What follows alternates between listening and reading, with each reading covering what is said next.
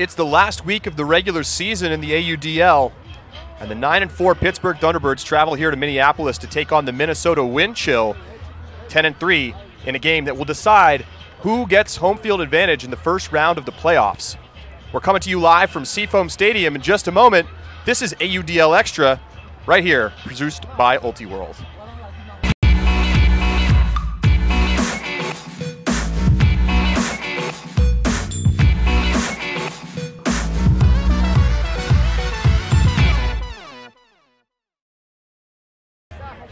Hi everybody, and welcome to a beautiful evening here in Minneapolis, Minnesota. We are at Seafoam Stadium on the campus of Concordia University, and we've got a great matchup here. It's the last week of the regular season, and the Minnesota Wind Chill, the home team here, taking on the Pittsburgh Thunderbirds in a game that indeed will decide who gets to play at home next weekend in the first round of the playoffs. There's no point differential situation. It is a win and get a home game. Now, both teams are already through in the playoffs, so that's not on the table tonight. But we do know that whoever wins here will get to play at home next weekend, and that's a big deal in the AUDL, as we will get to. Hi, everybody. I'm Charlie Eisenhood, and I'm joined here by Nathan Jessen in the booth. Nathan, you know these teams very well, watching this Minneapolis team, particularly playing here in Minnesota, and we've got, this is a matchup, a rivalry that we've seen over the course of a couple seasons now really develop into a good one, and we got a good one on our hands here today. Yeah, and actually Pittsburgh, Minnesota has never lost to Pittsburgh. There have been some close games over the years, but they've never gotten the board with a W. One thing I may be looking for tonight is can Minnesota's O-line keep their points short? They run a very short rotation on offense, and their guys play a lot. So they're going to need to keep those points short and early in the game if they want their legs to be fresh at the end of the game. Absolutely, and one of the things we definitely know, Pittsburgh is running with a little bit of a thin roster tonight. They're going to be missing some of their big stars. Tyler DiGirolamo not here, although that's not something that's too much of a surprise the way things have gone this season for them. But also out tonight, Alex Thorne and Pat Earls. What does that mean for their chances here tonight? Well, I honestly think it's going to make the work that their D-line does even more important. They're really going to need to attack quickly off the turn. They were really good at that in their game against Minnesota earlier this year in Pittsburgh. As far as their O-line, it's going to be tough. They really haven't played that much without Earls and Thorne, so it's tough to guess what the Pittsburgh offense is going to look like without those guys. Well, we're going to have to see what's coming up next, and we'll just talk through a couple of the keys to the game here. Just take a look, as we already mentioned, Minnesota 10-3, Pittsburgh 9-4. Whoever wins tonight will have the tiebreaker, so it's all on the line for who gets to play at home next week. And, the Thunderbirds, they may not have their full roster here, but they are definitely looking to win. We were just talking to their general manager, and he was already trying to convince us to come out to Pittsburgh next weekend and stream the game from there. So we are getting set for some pregame activities here, doing the coin toss, national anthem coming up. Sizable crowd on hand today, still filling in a bit as the sun starts to dip down here at Concordia University. And now one thing, Nathan, that I wanted to check in with you about, at the Major League Soccer game this afternoon, the Wind Chill were the halftime entertainment. That's right, Charlie. They provide a short, I would say about 8-minute game during halftime.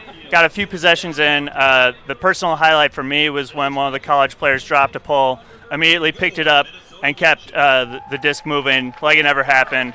Some Ultimate players gave him some flack, but it was a fun moment, a good crowd. Very good. And so they sold some kind of combo ticket pack, did they not? So right. Yeah, it was $20 total for both the United game and the Wind Chill game. So I think that they're hoping that's going to bring out some more folks here tonight. And, it's an Ultimate crowd, so it's definitely not full yet. But we'll see where they end up. I think it'll be a decent crowd. See, there's the Wind Chill huddling up and getting ready for the start of this one. And I guess I should ask, who won that soccer game? Did my hometown New York Red Bulls take it home? New York won. It wasn't very close. It's 3-0. I looked away for 1 second. The Red Bulls scored a goal. Look away another time. They'd scored like 2 more. Well, those are the Red Bulls. We're going to get down to field level now as they introduce the players as we get set for the national anthem. We'll be back in just a moment here on AUDL Extra. Number 9, Joe Marmerstein. Number 32, Steve Mogilski. Number 15, Scott Trimble. Number 7, Mark Fedorenko. And their head coach, Dave Hogan. All right, fans, on your feet. Introducing your Minnesota Wind Chill starting offensive line.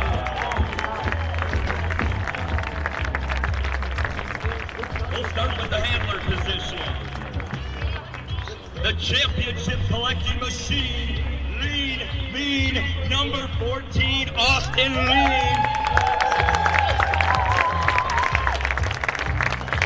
The overlord of assists, the prima ballerina of the shake and bake, number 11, Josh Two Cleans Clay.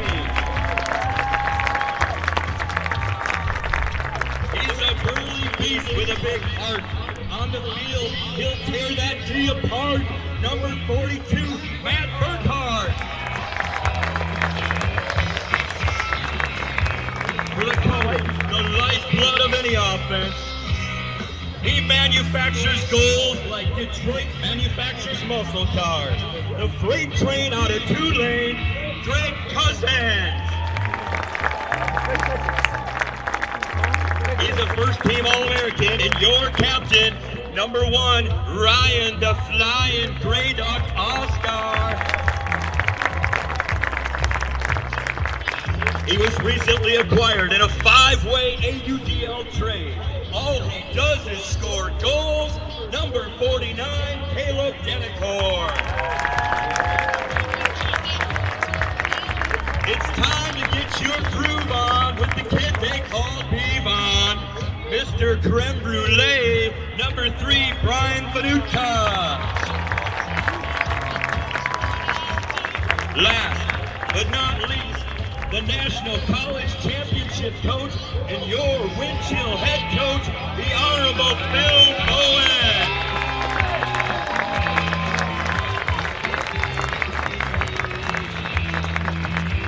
And now, please rise and join Wind Chill number 21, Colin the Voice Berry, in singing the Star Spangled Banner.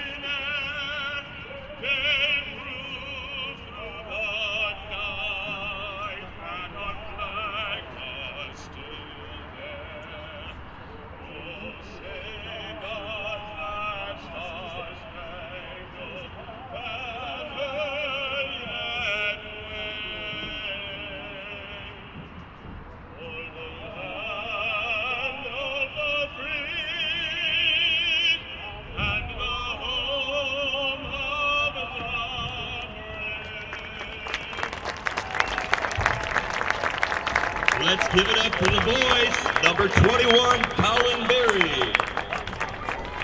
All right, the nice national anthem rendition there from Colin Berry as we get set to begin the game here. Minnesota and Pittsburgh coming up, and some playoff implications on the line. Nathan, there's some other important games happening tonight around the AUDL as well. Why don't you catch us up briefly on what's going on, especially out west? Well, out west we've got a game between LA and San Jose later tonight, and we're also going to have San Francisco is on a 2-game road trip to Seattle and Vancouver. Those are going to be really important games. Right now, the DC Breeze are already up 14-10 at halftime against the Philadelphia Phoenix, and if they win that game, they clinch at least a top 2 finish and guarantee themselves a home playoff game in the playoffs. going to be an exciting final couple days. The West has just been unbelievable this season with just crazy results every single night. Last night, San Diego surprising San Jose, but maybe you can't call it a surprise anymore. Yeah, well, San Jose's been up and down this year. You know, they had an 18-14 lead in that game, ended up losing by 1 point.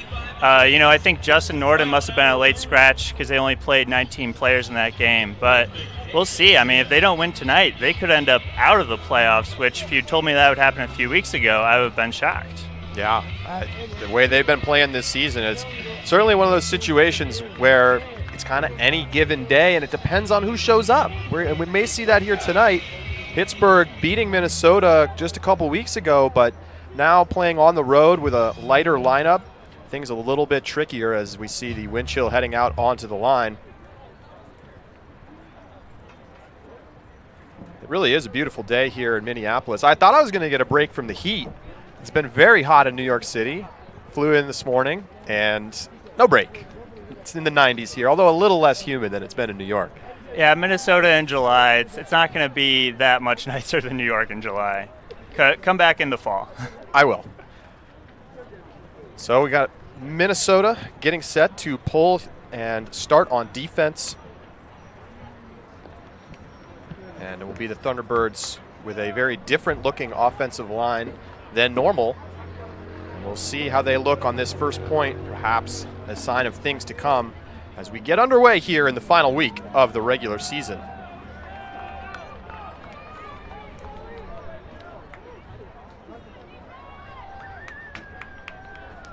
So Pittsburgh getting things underway. Tom Edmonds catching the underpass, player for the University of Pittsburgh, but his throw up ahead is knocked away. So the wind chill get an early block. As Jason Cheetah there from University of Minnesota. And it'll be Cheetah to pick up here as well. He throws a nice inside break, and now a shot up the line from Danny Collum, and that's going to hang out on that far side of the end zone in a big sky, and then a drop. Looked like Columberry had it. He had it, but I don't think there was any contact from any of the Pittsburgh players. I think he just lost it on the way down. Yeah, I think that's right. I mean, there was some pressure there, but it was a clean play on the disc. He couldn't come down with it. So back with Pittsburgh. Big huck ahead. And a turnover as the throw goes too far.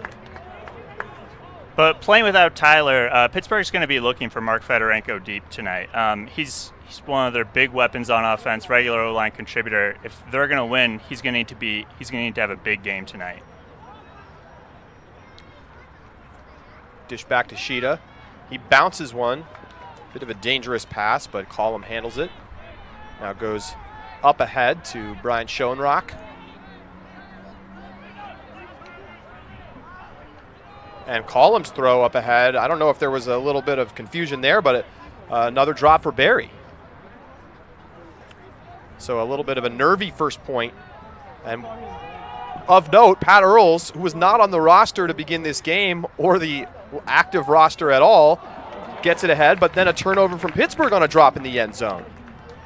Yeah, and Charlie, I think one of the questions for me going into this game was how would Minnesota's D-line offense look? We know that they're going to get turn opportunities, but are they going to convert them? Last week they really didn't. What's it gonna look like this week?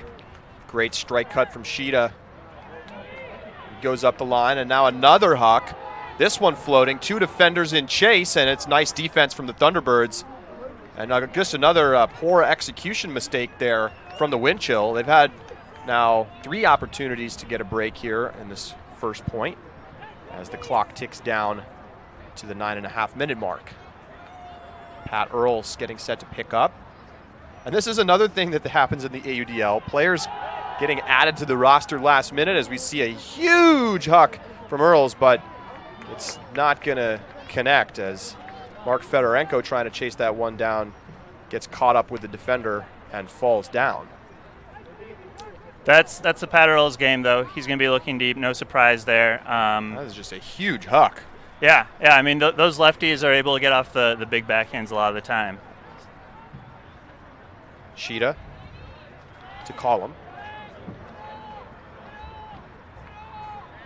Recycles to Sheeta. Nice motion here from the wind chill in the backfield. Low backhand to the near side. Again, good flow from the wind chill. That's Eric Johnson as he goes to the boundary for Collum. Strings looking to the end zone, and it's in for the Minnesota score. They get the break to kick things off. And that's Jay Drescher with the goal for the wind chill. Yeah, last time these teams played, the Minnesota D-line didn't get a break. You can see Schoenrock with the disc, finds the hole to Drescher. Drescher clearly in, secures the disc. First break of the game for Minnesota. But last time these teams played, Minnesota D-line didn't get a break until late in the third quarter. They opened the game with a break here, the very first point. So if you're a Minnesota fan, that's a nice thing to see. Took a while, 3.5 minutes, but they eventually got it. Outside in pull from the wind chill. Centered up to Jack Slevin. Also the center handler for Pittsburgh college team. Went to the quarterfinals of the college championships back in May. Pass underneath to Carl Morgenstern. Anson Reppermund going with the cross field backhand to the back line and not quite able to connect with Patrick Hammonds at the back of the end zone. So another turnover for the Thunderbirds, and the wind chill with another chance.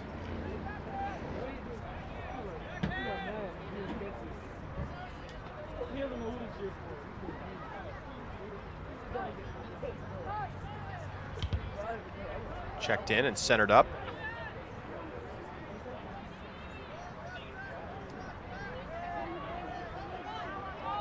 And Feldman pump fakes. And then resets to Tony Paletto. Now swings around. Great motion here from the defense once again. Jimmy Kittleson dishes it back to Collum. Collum active in the early going, and he goes with a little backhand up the line. And Minnesota now up 2-0. Nice work from them once again.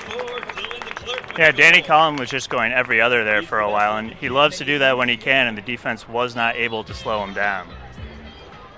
See again here, the nice motion and just an easy backhand at the front cone.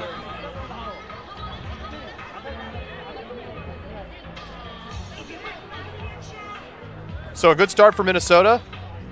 Pittsburgh's offense really have had some good moments, but just haven't been able to put it in the end zone yet. Had a drop, and then they just overthrew very slightly on the last point there. Yeah, I don't think they're going to need to change anything up too much. You know, the Pittsburgh, one thing the Thunderbirds do, the wind chill don't really, is that after that first break, they basically put in their D-line. The D-line had some good looks at the end zone, and some Repperman almost put one in. But we're going to see their O-line back out here and see how they do after allowing that initial break. See Drescher here getting set to pull.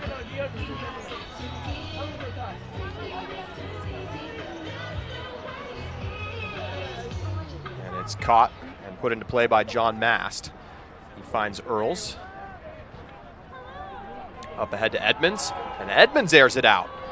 He's got a wide open cutter, and they connect this time. Nice shot down the field into the hands of Steve Mogielski. And Pittsburgh on the board 1-0. 2-1 for the first time. So nice shot that time. They've been missing a little bit with those hucks, but not on this one. I think we've seen pretty clearly what the Pittsburgh strategy is going to be on offense. Guys like Pat Earls and Sam Van Dusen on defense are going to be looking for the receivers deep and seeing if they can pull off an upset with that game.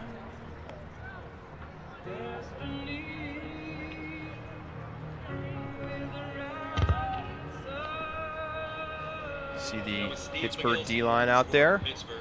Now finally with an opportunity. Van Dusen with the pull.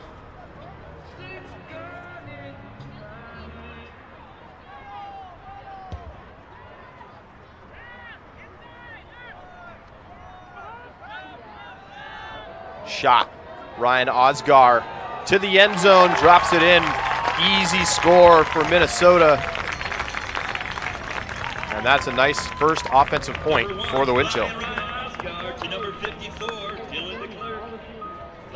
And that's another great cut from Dylan DeClerc. We've seen that all season. Yeah, so Osgar puts this one up. Caleb Denicourt gets it in the end zone. That's actually Osgar's 40th assist of the season, which makes him the first player in franchise history to have both 40 goals and 40 assists in the same season. Wow. And that's a pretty rare feat for any player. Of course, you mentioned first in franchise history, but how many are going to be in the 40-40 club this season off the top of your head? Well, Nathan Vickroy's already in. Atlanta's finished their season. And there could be one or two more that get in depending how things shake out this weekend with some teams playing some double headers. But there are not going to be many. Lots of individual stats still up for grabs, and you wrote a little bit about that last week in the AUDL throw around. Some of the individual statistical milestones as we saw the 22-goal performance last week. That was just unbelievable. Just incredible. Jordan Huston of the Jacksonville Cannons. Shot here from Pittsburgh, and it's knocked away. Good defense. And again, a speculative deep shot from the Thunderbirds. And it's Schoenrock climbing the ladder for the block. And that was something the Windchill were really missing in their game against Pittsburgh earlier this season. You know, with Dragon Thrust at the Pro Elite Challenge, they didn't have Schoenrock, Drescher, or Austin Lean, but Schoenrock and Drescher in particular, their defense, bring this team to a new level. Beautiful throw up the line to Sheeta. And he attacks deep. It hangs up nicely and caught just in front of the end zone, and now sent in for Jimmy Kittleson. And another Minnesota break. And they are off to the races here in the first quarter, up 4-1. And here we see Brian Schoenrock, sky for the disc, finds Jimmy Kittleson easily for the score. No one picked up Kittleson. That's his second assist of the day. Schoenrock, such a dangerous player. Last time we were here in Minnesota, he made that incredible layout catch. Just fingertips extended at the back of the end zone, ended up on SportsCenter top 10. And those are the kinds of plays he seems to make look routine. Yeah, it's really true. And he's been a staple of this Windchill team. He's been on the team. This is his 5th season. He's been with it every year, and he's been a stable presence on defense. Always count on for the occasional highlight play. Jay Drescher sends one out the back. Way out. And a little wind behind him. The wind is blowing not too hard, but from left to right. So that was a wind-aided pull, to be sure. And it will get brought to the brick mark here by the Thunderbirds. 47 seconds. Windchill up 4-1. Just checked in. And not much in the way of offense right now from the Thunderbirds. Tad Whistle dumps it off to Slevin. Slevin hits Whistle.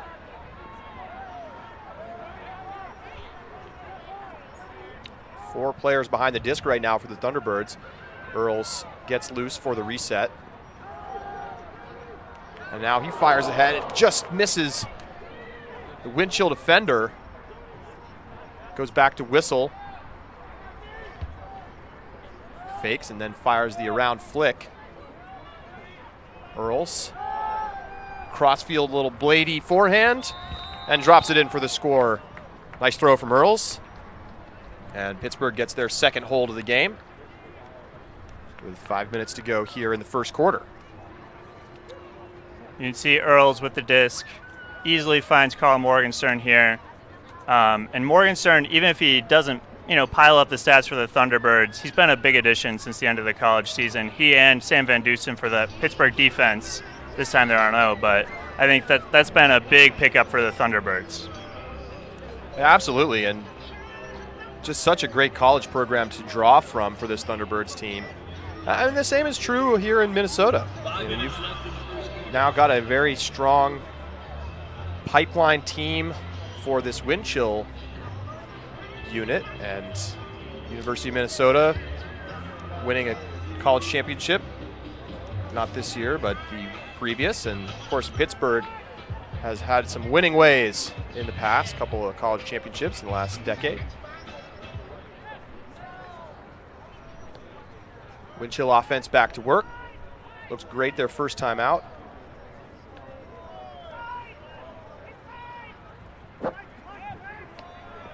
Nice pass there from Osgar up ahead. Now a big backhand, but a little too much on it.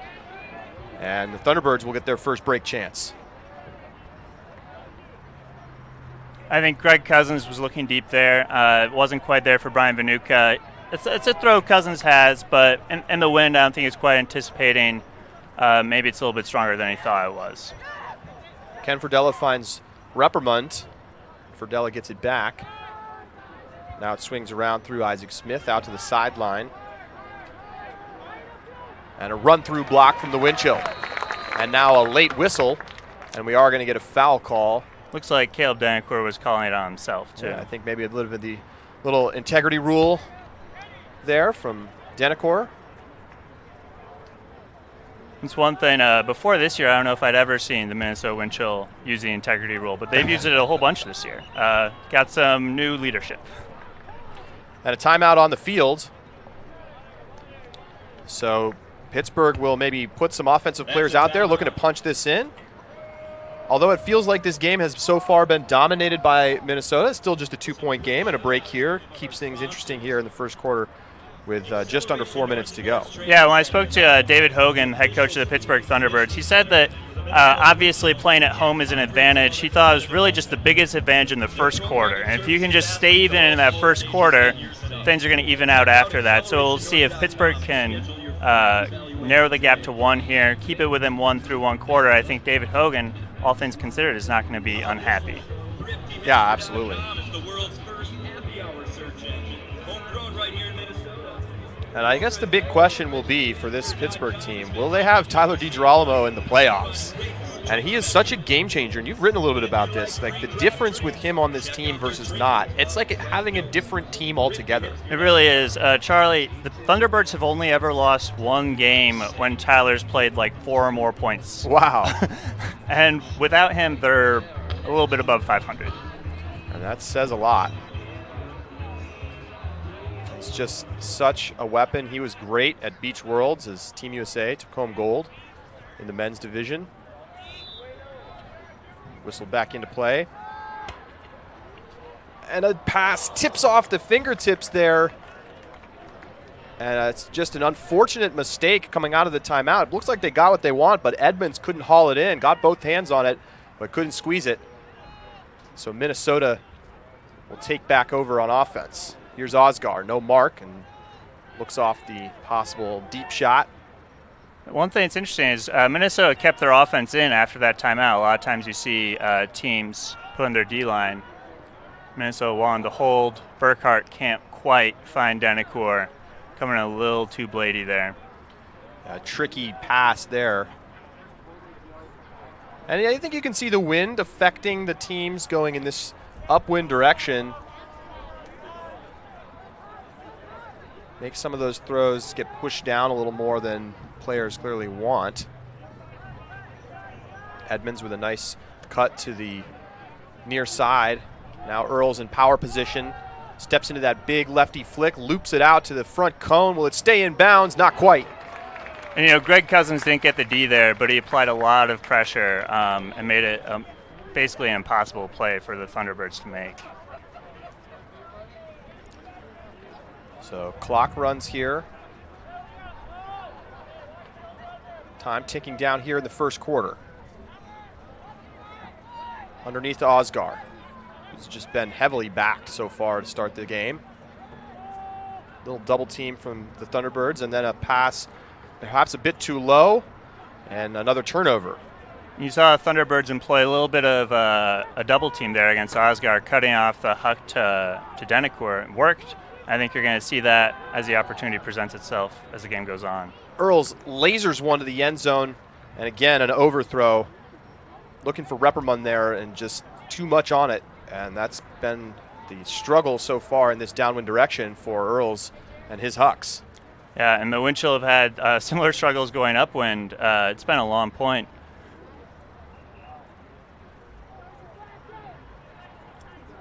already had a timeout. Pittsburgh couldn't convert, and then a silly mistake, and it's caught, and it's a Callahan. Oh my. So Pittsburgh gets the break with a Callahan on just a miscommunication in the end zone. And just like that, Scott Trimble hauls it in. Let's take another look. Yeah, Lean and Klein are looking for each other here, and they're normally pretty effective, and just Klein can't quite find Lean at long point. Concentration goes, and one thing I'm looking at here, it looks like Minnesota, after that long point, is keeping, what, like 5 of their same guys in? I mean, that's going to be a tough look for them to play 2 points in a row, especially after one like that. Right. So Pitt back within 1. 1:35 to go here in the quarter. And a chance for Pittsburgh to nullify a pretty sluggish start with another break here, or even just keeping Minnesota out of the end zone here has to be considered a win. Yeah, a lot of time on the clock. Yeah, 95 seconds is a lot of time, but then again, they've gone more than 95 seconds a few times without scoring, so anything is possible.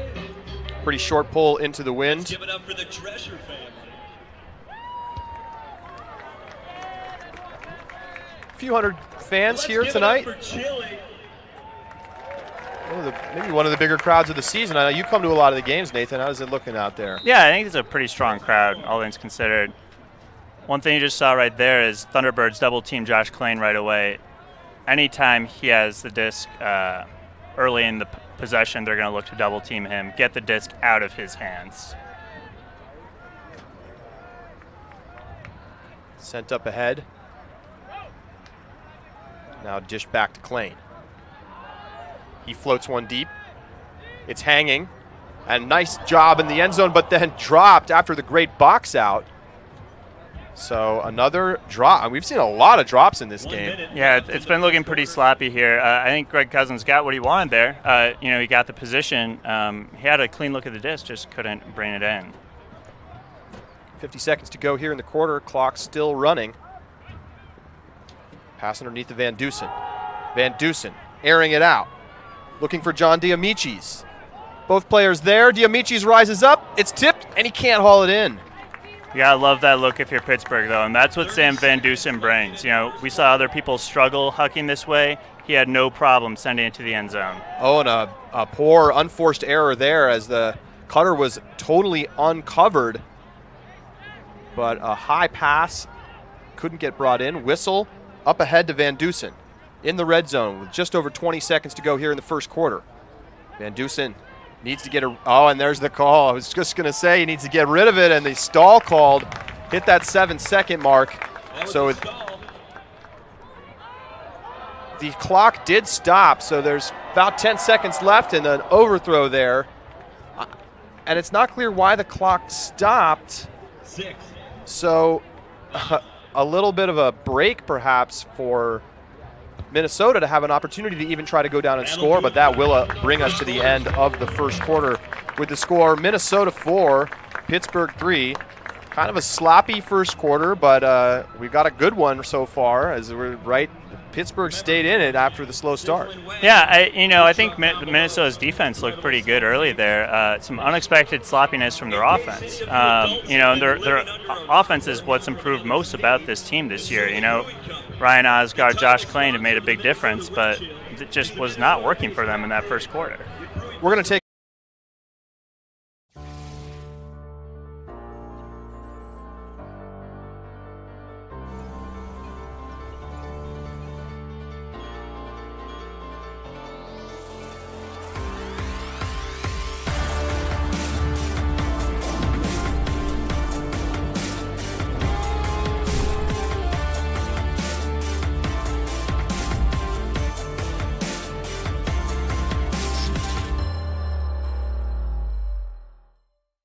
this piece with Eric is amazing to me. It's right in line with what we think is critical for kids, and that is to know their bodies. The kids have really gotten into having speakers here that aren't just their teachers. And I think the clinicians did a fantastic job. All the kids were engaged, none of them were distracted. They seem to get into it right away. I just want to reach out to Eric and tell him, you know, thank you for coming and sharing the message that our kids can speak up.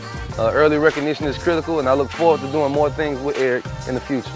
It's been great for us as a staff and for our students to experience the message you guys have, and highly recommend it for any school that has the opportunity.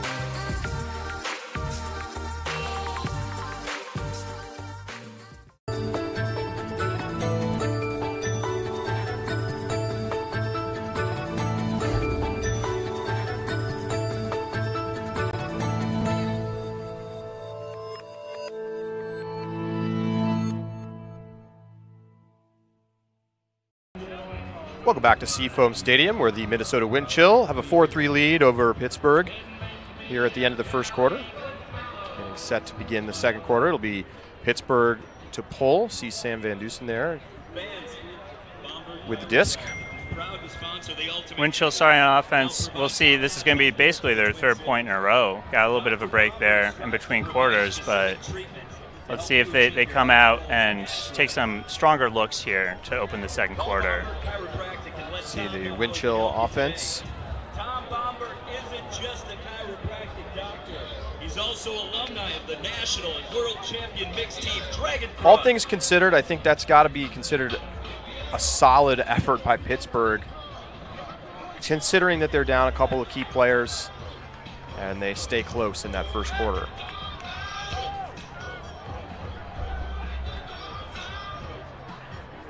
So we are underway here in the second quarter.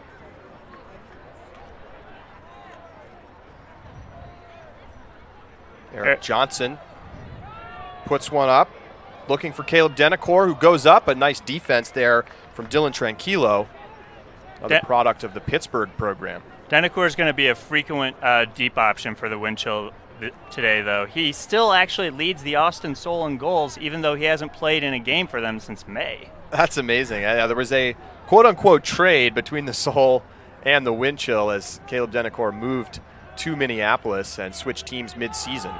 Now a huck here from Kenneth Fردella, and this is a total hanger. Everybody jumps too early, and it ends up in the hands of Pittsburgh as it's hauled in by Carl Morgenstern. Morgenstern bounces it into the end zone, and he's got Tranquillo, and Tranquillo's got bookends, and they've got a score. Pittsburgh's got to be happy with how their defense is converted so far. Wind Chill offense has been sluggish at best.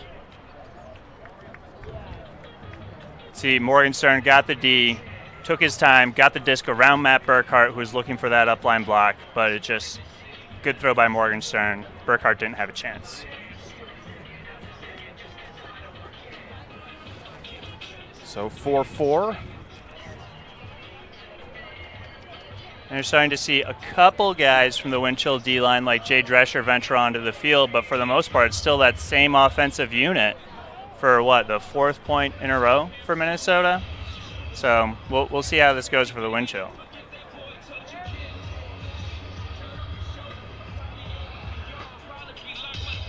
Sun going down here. Temperatures starting to fall. Still pretty warm here. Drone coverage today provided by AirViews. Nice pull by Anson Repperman. Centers the disc to Josh Klain. It's always somebody's job to center the disc to Josh Klain. Dish back. Now swings around to Burkhart. Ooh. And a very unfortunate mistake there. A lot of unforced errors from the Wind Chill. So Whistle will pick it up for the Thunderbirds as they have a great opportunity to now take the lead with another break.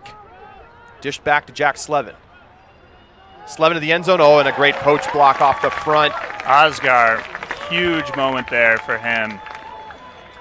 And that could have been disastrous for the Wind Chill, and just an excellent anticipation. Gets the disc back. Pretty spicy inside throw, and now a big huck from Klain. But again, just a total hanger. And Pittsburgh does a nice job to break up the play.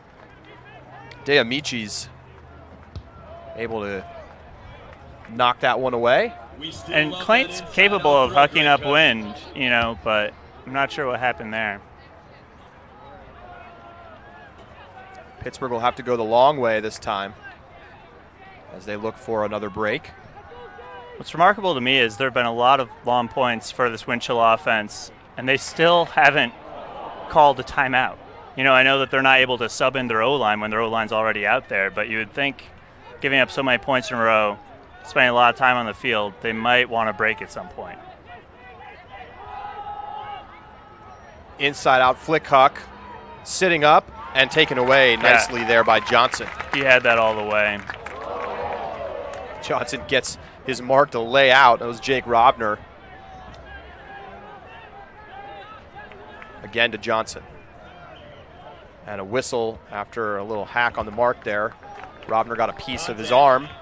10-yard penalty against the Thunderbirds. He looked off a Huck there, which is probably a good thing given how most of the wind chill Hucks have been going. And not clear what happened there. Maybe never whistled back into play, or perhaps travel? Either a travel or a pick call. So 10 yards back the other direction for the wind chill. Here's Burkhart.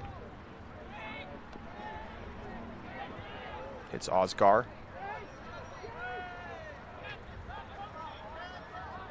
A lot of standing right now from the wind chill. Johnson, Stahl getting high, has to get rid of it, and does a nice job of sending it over to Klain on the far side. Johnson just blew away his mark there. He's been very active at this point, and the wind chill needed it. Burkhart, inside flick. This one's sitting up.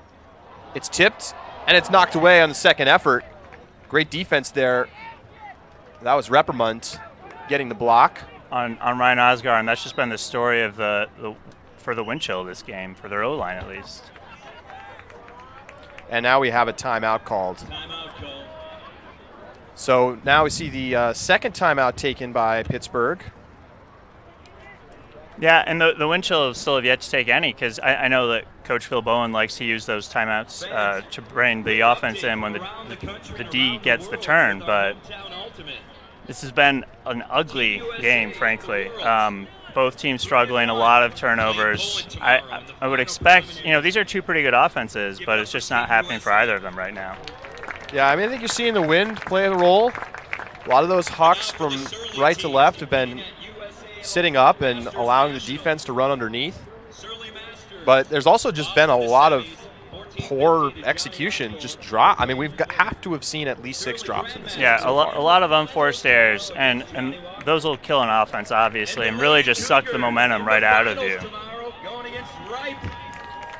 See that Minnesota defense talking about what they're going to do. Last but not least, the YCC girls playing in 9th place tomorrow at Chicago Heavyweights. Youth Club Championship. So it'll be Earls coming in here, standing over the disc for the Thunderbirds. So we've got some offensive weaponry out there for Pittsburgh. Adults.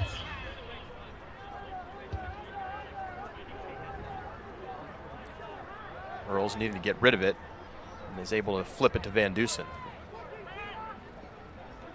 Van Dusen high release flick and just throws it right into the defense. Nice job there as Cheetah peeled off and was in the lane, and was just an easy block for him. Yeah, it was really uncontested D by Jason Cheetah right there. So we see Schoenrock's got the disc, finds Kittleson for the around break. Kittleson looking to Cheetah, not there, so he hits Collum instead. Nice pressure there from the Thunderbirds. John Mast on the mark. Schoenrock, backhand up the line. That's a good throw. I know it's almost dropped, but it's hauled in, and Minnesota retakes the lead 5-4. The wind chill defense making the offense look a lot easier than the O-line has. We find Collum finds Schoenrock with a nice inside break. Schoenrock with his 3rd assist to Colin Berry, no problem for the Luther grad. I remember playing against Eric Johnson in college when he was on Luther. Played them at Southerns, and at that time I had no idea who Eric Johnson was, but I did know that we were getting destroyed by a guy on the field. And of course he went on to much more ultimate fame, playing on the Next Gen Tour It took a year off recently, but he's back. Yeah, he took 2016 off and a lot of 2015 too. I think he played the series in 2015 with Bravo, but he's back this year and he's playing with Sub-Zero again. We'll see Sub-Zero in action at the U.S. Open in a couple weeks. Joe Marmerstein gets it ahead, and now a big huck from the Thunderbirds. This one's sitting up nicely, and a layout catch for the score. I mean, the Thunderbirds offense going right back to what it does best. I think that was Pat Earls probably sending it deep. I know it was a lefty. Pat Hammonds with the goal. Let's take another look at this one. And you can see that's definitely Earls. Big huck from Earls. Hammonds chases it down. Gets the, looks like a little bit of a clap catch with the layout, but secures the disc all the way. That is exactly the throw that you need to make up into the wind right now. We've seen a lot of hucks go up high and then just sit and float. That one got some distance on it first before it sat and floated, and there was only one person there to make the catch, and it was Hammonds. So we're going to see that wind chill offense out here again. We'll see how they do after the D-line got a hold for them earlier this quarter. Nice pull from Pittsburgh. Austin Lane's going to need to pick this one up. Centers it to Klain. It's probably going to face double team. Klain to the near side. Now a big huck from Greg Cousins. Good defense, but not good enough as it sits and floats over both of the players underneath it and stays with the wind chill. And now Osgar sends one out to the far cone, and it's hauled in for the score. Minnesota back in front 6-5. Got a little lucky. Nice job trailing the play from Minnesota. Came down with that huck, even if he wasn't the intended target. And nice job by Denicourt. See, Osgar's got the disc. Doesn't see a good option early, but then all of a sudden, oh look, Caleb Denicourt's wide open. Denicourt, strong cutter. Nice pickup for them. He's integrated very quickly into this team. Yeah, and you know, he fits in seamlessly on the O-line. And he's just one of those guys where he's not going to be your primary cutter, but he's going to do a great job getting open for your primary cutters, as we saw right there. Nearing the halfway mark here in the second quarter. A little bit cleaner game so far after a sloppy first quarter. And down to the merchandise stand. Minnesota's still sitting on 2 timeouts. See if that comes into play later in the quarter. Jay Drescher, a nice pull here. Keeps this one in bounds, and it hangs for quite a while. Earls takes the centering pass. So dangerous as a lefty, just immediately getting the easy break there to Ethan Beardsley. Oh, and a great layout block on the under. Brian Schoenrock strings. He's had a great game so far. And this throw is tipped. And then caught by Schoenrock. Somehow he made the catch. So 2 great plays by Schoenrock, and saves possession, and they are still looking for a break here. It would have been easy for him to look straight at the end zone after a great catch like that, but he finds Eric Johnson for the center of the disc. Great chill factor from Strings.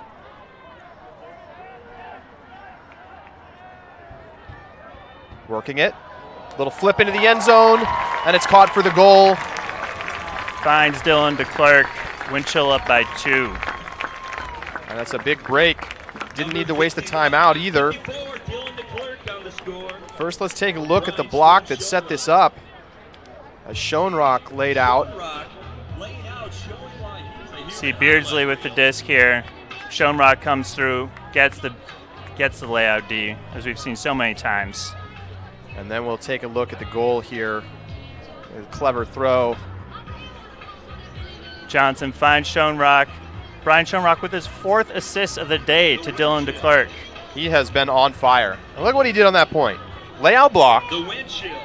Layout, massive layout to save possession. And then the high release flick assist for his 4th of the game. Yeah. Unbelievable. Yeah. I mean, a lot of the times after a layout catch like that, you see people just locking in on the end zone. But Brian Schoenrock, smart player, looks for the handler, and he's rewarded, gets the disc back, gets the assist.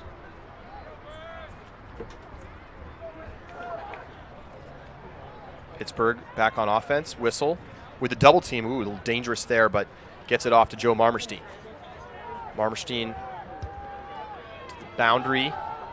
Now a big huck Will it stay up enough? Not quite. Big layout from Carl Morgenstern, but kind of over jumped it almost, looked like. Yeah, he jumped too high for the disc right there. Right.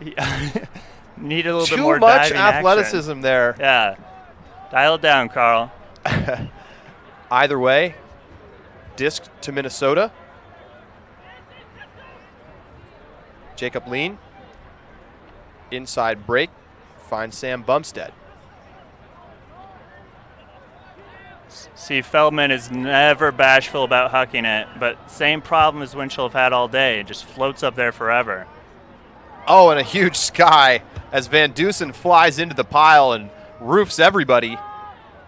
And just another poor huck in that direction from the Winchell. Here's Whistle, no mark. Gets it to Marmerstein. Morgenstern.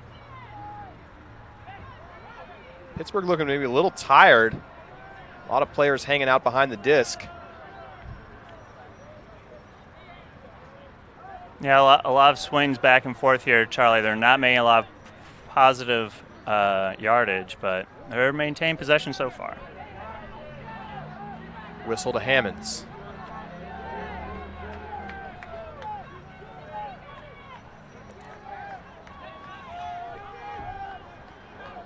Whistle. He's all alone right now. And now just a little push pass into the end zone, and Pittsburgh gets the score.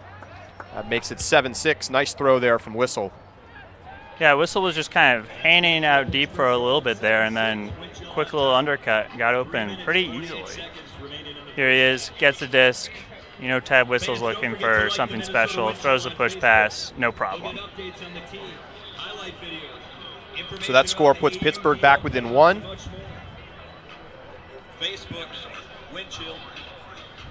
Winchell offense going downwind now, so maybe they'll be happy to have some wind at their back. A little bit higher percentage huck looks maybe. Going to be interesting to see what happens to the wind as the sun continues to go down. You often see, once that sun gets below the horizon, stillness. So things could be different. We could have different conditions in the second half.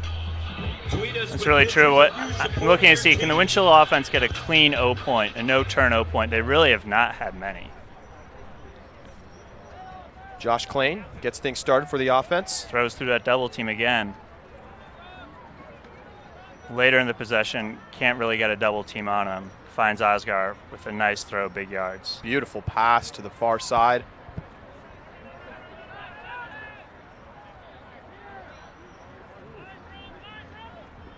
Burkhart finds Denicourt for a big swing. Now, Cousins looking for the end zone. It's hanging, but Brian Vanuka had it all the way. He sure did. And that makes it 8-6. Minnesota still hasn't taken any timeouts, but nice strong O point there. It's a nice find again. We saw a couple big throws to the far side on that point. Yeah, Klain had one to Osgar earlier. Cousins finds Vanuka there. That's a Sub-Zero Dragon Thrust connection. You know, this year, for the first time, really, the best players from both Sub and Dragon are playing for Winchell, and it's made a big difference for them this year, as reflected in their 10-3 record. Yeah, clearly this is the best Winchell team we have seen. Yeah, I think it's the first time that Winchell has been better than Sub-Zero, without a doubt. You know, there are a lot of guys on the Winchell Sub would be thrilled to have on their roster. And I guess the question for both of these teams, really, but particularly Minnesota, is can they beat Madison? And, of course, that has been the challenge for every team in the Midwest. And the answer has been no every single season. But could things be different this year? Could they be different? Yeah, I mean, Minnesota beat Madison earlier this year, lost in overtime by 1 point in another game. But then when they went to Madison, they just got shelled. They went down 5-0 earlier, were never back in it. Playing at Breeze Stevens is a different beast, and if you're going to beat the Radicals in the playoffs, that's where you're going to have to do it. Earls, of course, looking deep, but stall count getting high, swings the disc. Big swing. Drops in nicely for Scott Trimble. Jay Drescher saw that. was able to get in front. Nice D by the wind chill. Yeah, that's classic Drescher. Just an excellent defender. And he's another one of those guys that didn't play on the team last year, but did play on, is obviously playing with the team this year. Jay Drescher, another player that loves to huck, but thinks better of it.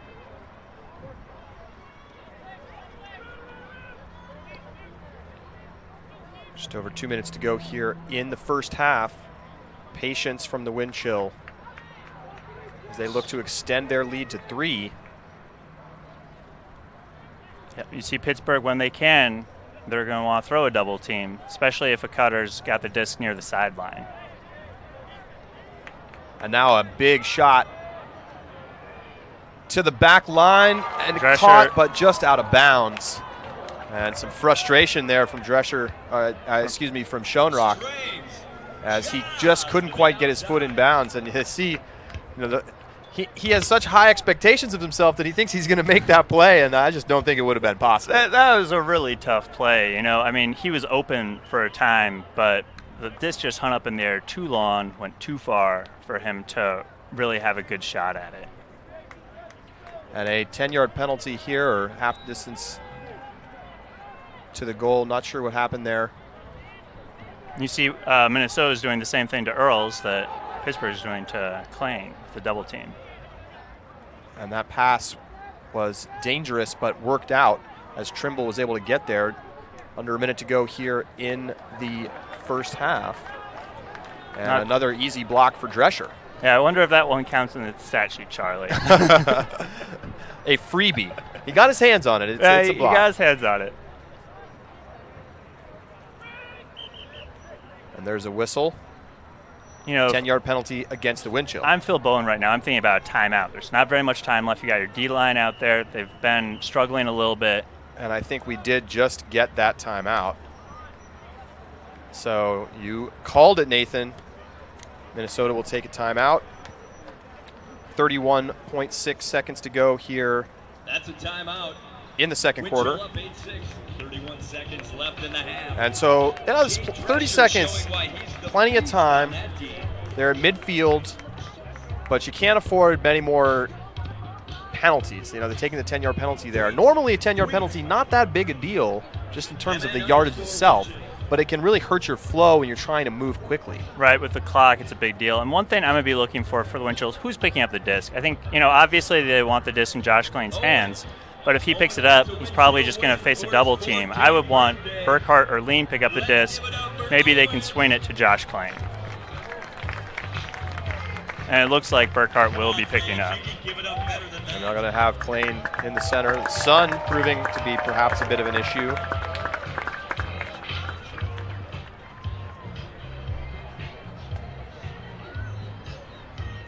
Swing pass back to the middle.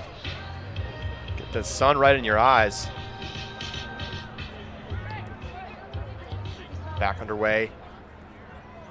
Tough reset, but they do get it off, and Klain does catch it in the center. Oh, great defense there, and an excellent job, and now a whistle. And that's a tough penalty to go against the Thunderbirds. You've got to be careful with those swing passes with this little time left on the clock, this close to your own end zone, because you're just giving the disc away in a prime break opportunity for the Thunderbirds. And Stall another count. whistle as we get a stall this time. So 16 seconds to go here. It'll be Thunderbird disc with a chance to narrow the deficit to 1, but not much time left. And an immediate turnover, and now the wind chill with a chance. Lucky. Oh, and a turnover right back. Under 10 seconds to go. Can the Thunderbirds take advantage? Huck to the back line and out of bounds. But 2.2 seconds on the clock. Timeout, wind chill. And another timeout for the wind chill. 2 seconds to go in the half. Not sure how much the wind chill can do here, having to work the full 80. You got the timeout, though. Might as well take it. Might as well take it. Why not? I guess just like, oh, well, it's there. Into the wind, it could prove to be a bit difficult to throw a full field huck for the score. Especially when Pittsburgh's going to have all their big guys in the end zone waiting for it. But hopefully no one gets injured here. And fear the wind chill. Hopefully they don't throw a swing pass that results in a Callahan. And that's obviously the worst case scenario.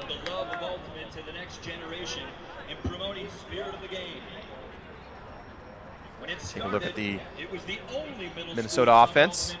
Talking to Coach Phil Bowen. Phil Bowen wearing socks and Crocs. Not sure about that. Well, listen, he coaches Carleton. Nobody that went to Carleton or is affiliated with Carleton is going to bring a 100% traditional look to the Ultimate Field. He certainly does not bring a traditional look. He's got the nice wind chill polo, cargo shorts, black socks, blue Crocs. Keep doing your thing, Phil. 2.2 seconds on the clock. Drescher's going to pick it up. Drescher probably does have the biggest arm on the team with that backhand, but upwind, full 80. We'll see what happens. Obviously an immediate double team. It's whistled back into play, and they don't believe they got that off in time. And either way, it will not be to the end zone, so that will bring us to the end of the first half with the score Minnesota 8, Pittsburgh 6. A little up and down in terms of the gameplay, but Minnesota out in front thanks to just really playing better with their D-line offense. Yeah, that's exactly right. That was the question mark going in for me, was like, what would their D-line offense look like? Well, it's been great. It's the O-line offense that's been the problem. Well, that's going to do it here for the first half. We will be back in about 12 minutes for the start of the second half. You're watching AUDL Extra. Score here at halftime, Minnesota 8, Pittsburgh 6. Enjoy the halftime show, everybody.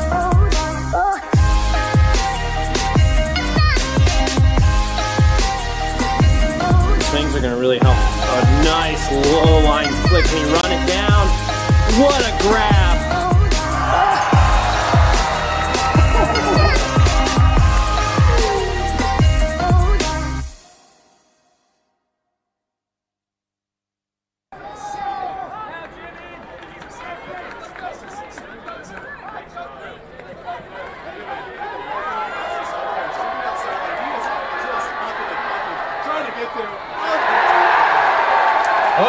my goodness.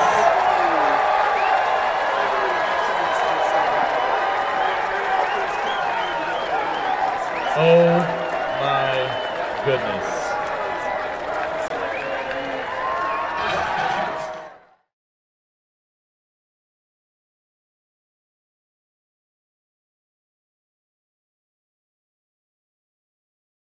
So this piece with Eric is amazing to me. It's right in line with what we think is critical for kids, and that is to know their bodies. The kids have really gotten into having speakers here that aren't just their teachers. And I think the clinicians did a fantastic job. All the kids were engaged, none of them were distracted. They seemed to get into it right away. I just want to reach out to Eric and tell him, thank you for coming and sharing the message that our kids can speak up. Early recognition is critical, and I look forward to doing more things with Eric in the future. It's been great for us as a staff and for our students to experience the message you guys have, and highly recommend it for any school that has the opportunity.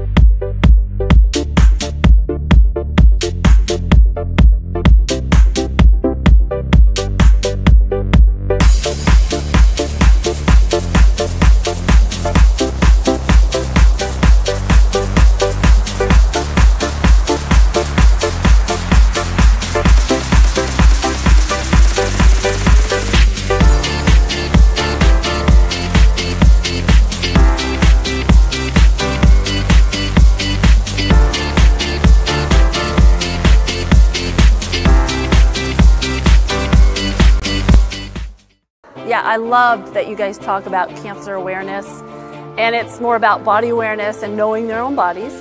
And I think Eric is a wonderful way to bring this into school. You come with a complete program. The information is good. It's presented in a very professional way. The instructors do an excellent job. I think the kids overall had a great time. I can see from their responses that they want us to get some more Ultimate Discs in the school, and that we'll be playing all the way into the spring and summer. We really appreciated you coming out. We love the message you guys send. Yeah, thank you for coming out. Thank you, Eric, for coming out to the Pittsburgh area. It's a great experience for our kids. Thank you for sharing your message with the kids. We really appreciate the energy that you've brought, and I really encourage anybody else who might be interested in this program to bring them on in.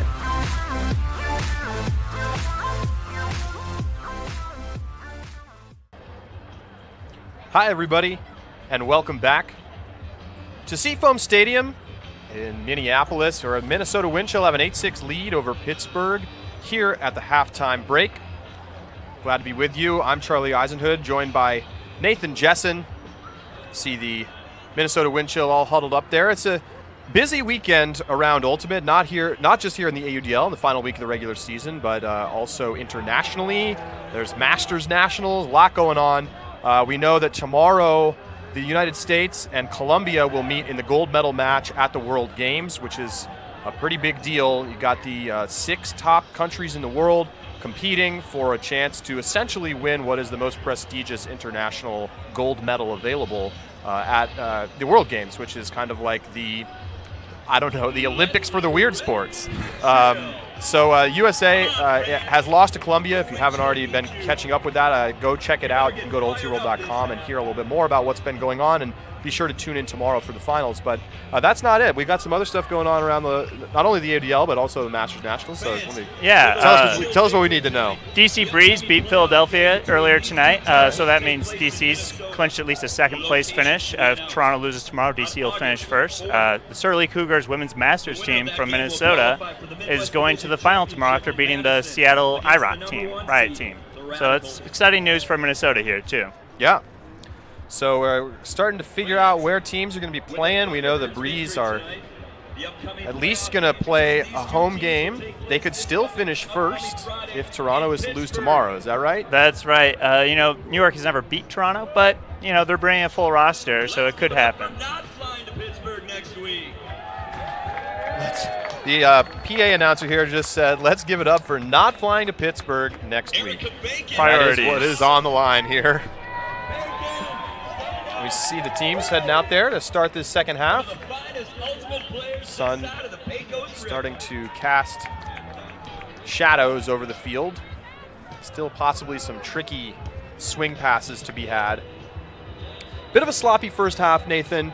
Very low scoring, 8-6. We were talking about it at the break. Anything other than just poor execution? What's going on out there? Well, the wind chill haven't been able, the O-line hasn't been able to compensate for the wind going upwind. Last time these teams played was 26-22. It's 8-6 at halftime. This is a little unexpected, Charlie. Absolutely. Well, Pat Earls will get things started for the Pittsburgh offense to start this second half. Earls such a dangerous thrower, and we see him immediately looking deep here, looking for his man Reppermund, but it's easily knocked away there. Good defense down on the other end from the wind chill. The wind chill have been struggling today, but Brian Schoenrock's had a great game so far. Yeah, another block for Schoenrock. He had 4 first half assists. Some amazing layout plays, both blocks and catches. Big Huck here, again sitting up though, and nice defense from the Thunderbirds. No whistle, so it'll be Pittsburgh disc. Yeah, it was a travel on the throw, so that one would have been coming back even if it were completed.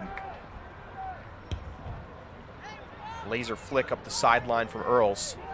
Jonathan Mass for the disc, one of those just super reliable Pittsburgh handlers, basically does whatever the team needs him to do. He's not going to throw a lot of turns, and he's just one of those glue guys that every team needs. Bounces to Edmonds. Back to Earls. Earls looking for Repperman. Oh, and he's got a wide open receiver and Scott Trimble.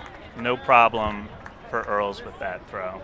Nice shot there Trimble leaking out and knows that Earls can always find that spot on the field. Take another look here. Pat Earls fires it up, no problem to Scott Trimble. The Thunderbirds close within 1. It's a little sloppy, but we definitely got ourselves a ball game here.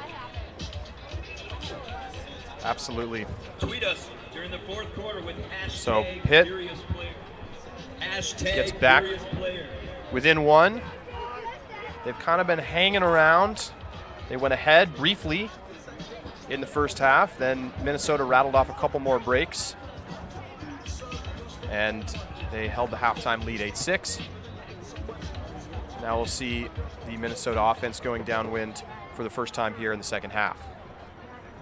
Austin Lean gets it up ahead to Osgar. He's been a very effective initiating cutter today for the wind chill.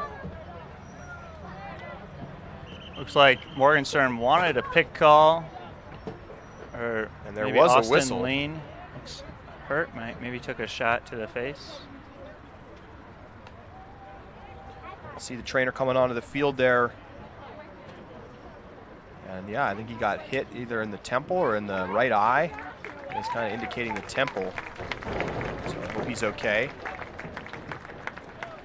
Austin Lean is a guy who's played with this franchise every season and is just a super reliable handler. I think there was one season where he had like over 700 completions with a 97% completion rate or something like that. Stahl getting high, and nice defense at the mark there, and at least a partial hand block, and then Thunderbirds having a chance to break and tie the game. Morgenstern to the far side, continuing ahead to Diamicis, looking to the end zone. Oh, and just tips off the fingertips of Ferdella, and it almost looked like he went too casually up for the disc and just couldn't squeeze it, and another drop. This has been a very sloppy game for both teams, and we've seen a few drops in the end zone. So either way, back to Minnesota. Eric Johnson finds Ryan Osgar again. Osgar reaches back and puts one up. It will be contested, and nice defense. Diamicis tips it away. Yeah, and Diamicis had position the whole way there. Caleb Denicourt was hoping it would just get over him. Didn't happen. Thunderbirds have the disc. We'll see if their D-line can tie it up here. Looking deep right away, but no problem for Osgar. And the wind chiller in scoring position again. Nice backhand looking to the front cone and walked in, and I guess called not quite in the end zone. And now a cross-field throw. Nicely done. There it is. And the goal as Minnesota goes up 9-7. You know, Greg Cousins got that goal, and he's just been so big for the wind chill this year. You see Burkhart, who's called not quite in, puts it around all the way, uses a lot of those 53 yards wide field. Cousins, he's had 60-plus goals this year. Last year he was on the wind chill, but didn't put up quite those numbers just because this year he's playing with Josh Klain and Ryan Osgar, and they're opening things up for him in a way that he didn't have that last year.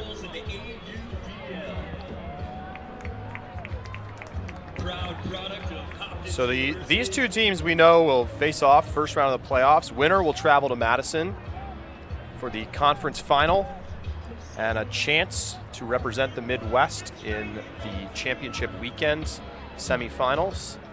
That'll be in Montreal this year at the end of August. Nathan, looking forward to heading to Montreal this summer?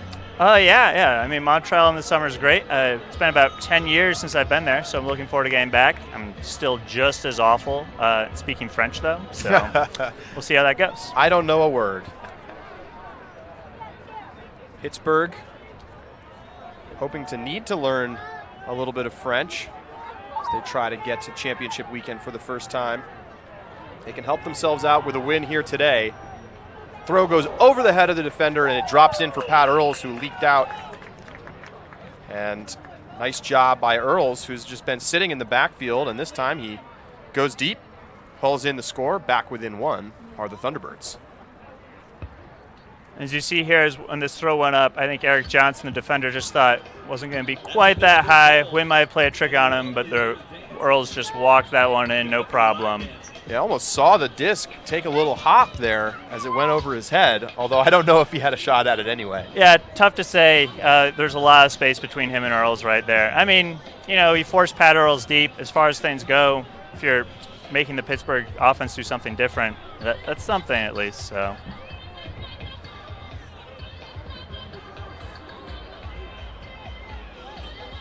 Van Dusen, another powerful lefty on this Thunderbirds roster, puts up the pole, and you can see the difference in the wind really pushing those poles down and just barely gets past midfield. And listen, Sam Van Dusen is a great puller, so if he's having that kind of trouble, you know that it's an issue. Again, Osgar finding room underneath. Far side, Cousins takes some contact and a whistle. He might be hurt. You know, he caught that pretty casually. The Pittsburgh defenders all over him. Well, you hate to see a defensive player go through the back of the legs of an offensive player like that. Let's see if we can see what happened here.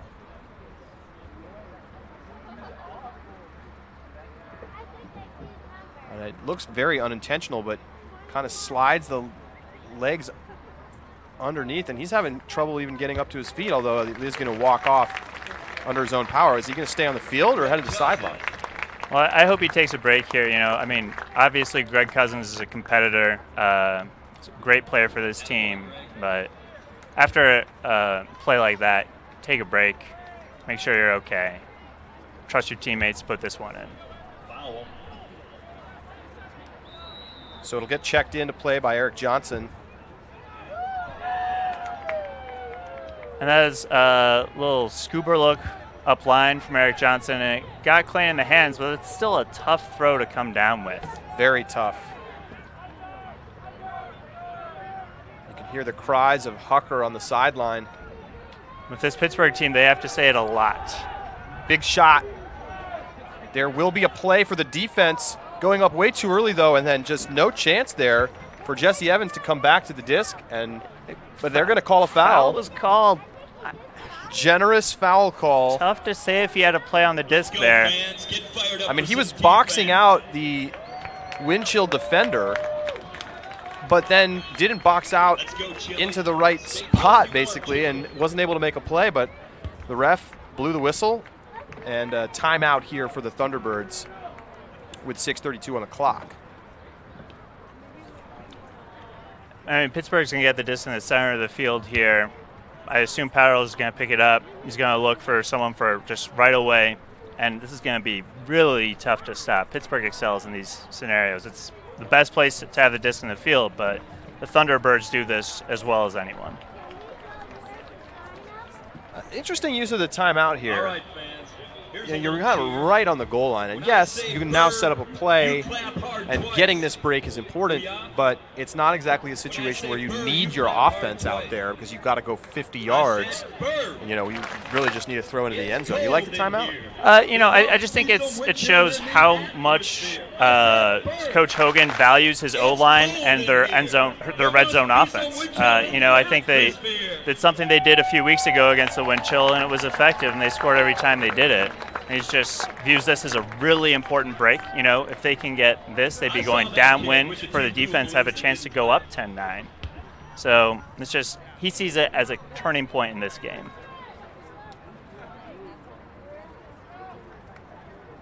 Question is, can the wind chill do anything to take that first look away? So it's going to be John Mast picking up the disc here for the Thunderbirds. There's the whistle. Stall already getting high, but no defense over on the sideline, and Pittsburgh able to get this score as Trimble just ran away from the defender, and miscommunication perhaps as there was nobody there to stop it. Yeah, you know, wind chill were looking for some help defense, but what happens when there's help defense and no one picks up the spare player, you get someone wide open in the end zone, uncontested score. So that ties it up 9-9. And now Pittsburgh, as you mentioned, going downwind on defense. A great chance to perhaps take the lead. We have seen the wind chill offensive line struggling in this wind, especially with the Hucks. Perhaps they will try to work the unders. They've had a lot of success with Osgar working underneath. Yep, and the wind chiller probably still going to be running that vertical stack that they like, and it's worked when Ryan Osgar has been getting open under. We'll see if they're able to incorporate more break looks into their offense at this point. Big pull, floats down. Great pull. Looks a little junky and falling into person, but nobody picked up Brian Vanuka. And yeah, poor defense there from the Thunderbirds as Vanuka gets wide open, and they pick up a quick 50 yards. But very dangerous pass there. Good heads-up play. Matt Burkhart gets the disc, even though Brian Vanuka was very crowded. Osgar. Inside flick, not quite into the end zone as Cousins catches it on the goal line. Now Cousins just bounces an easy backhand in there, and Minnesota gets the upwind hold. Yeah, and other than a little scare there when Vanuka had the disc, that was a pretty easy hold for the wind chill. So good to see Cousins back out there after the injury. See Osgar finds Greg Cousins. These two very familiar with one another. Caleb Denicourt open, and it's no problem.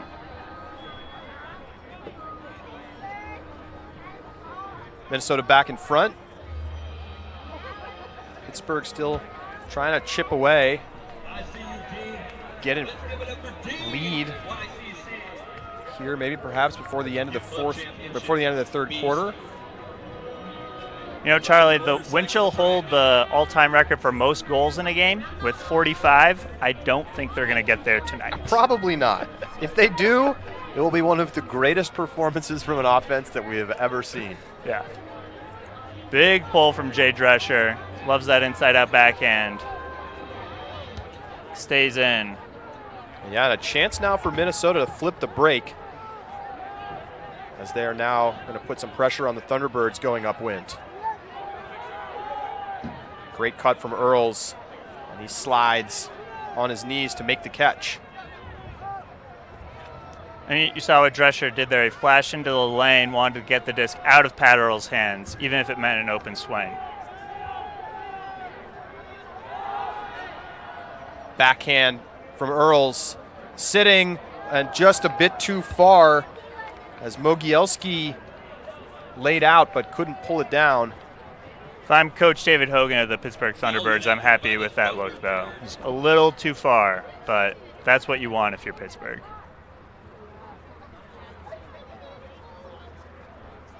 Colin Berry gets open under, dishes it right back to Eric Johnson.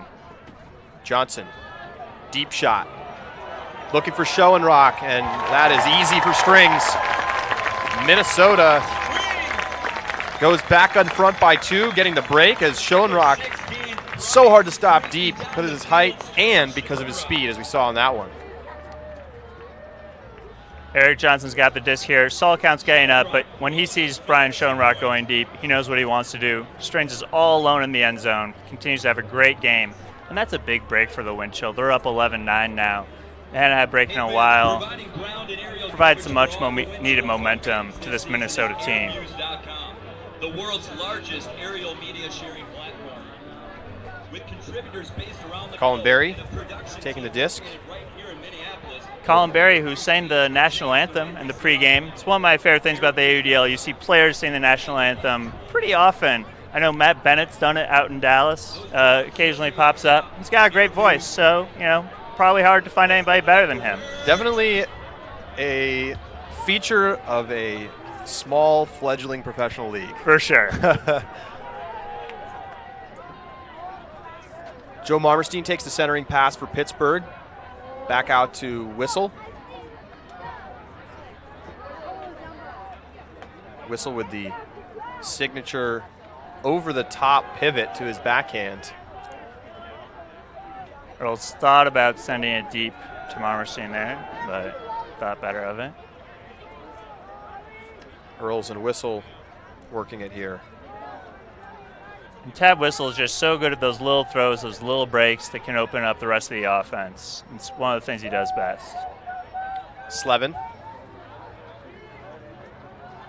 Up the line looking for Earls. Oh, and Earls can't quite get there. I'm not sure if he was trying to milk that in or just didn't really have a chance to catch up as the throw a little too low and hit the turf. Yeah, he really wasn't able to get up to his top speed to get to that disc. Just was too far. So now a big opportunity.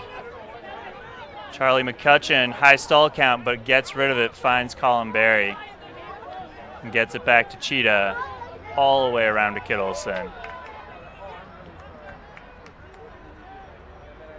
Bobbled and dropped on the far side. McCutcheon maybe started to look up field a split second too early. Lost control. Whistle picking up for the Thunderbirds. Coming up on 3 minutes to play here in the third quarter. Nice throw out into the space for Earls. Reprimand. Away cut. Over the head of the intended receiver. That was a great move by Pat Hammonds, though. Dylan DeClerc was playing good defense. Hammonds was able to get open. Throw was a little far, but it was nice work in isolation, even if it didn't result in a score. Nobody around Colin Berry as he brings down that one. Could be a pivotal point here as time ticks off the clock. Big backhand. Nobody around. Receiver. And now into the end zone, and it's caught for the Minnesota score as they go back up by 3. Jacob Lean with the goal. Number 54, Dylan DeClerc, the Calvin Klein kid. You see McCutcheon, backhand, no one around Feldman. Feldman gets it in there, finds Jacob Lean. Winchell up 3. Jacob Lean, the younger brother of Austin Lean, both Minnesota natives, both went elsewhere for college and came back playing for Dragon Thrust these days.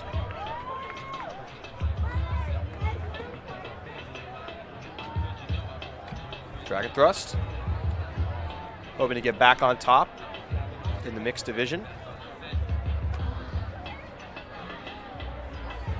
Big pull.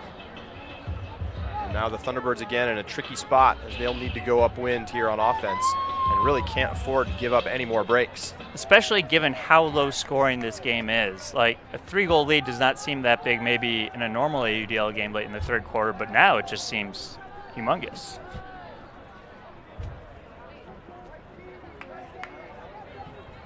Yelski stall getting high and a great layout block.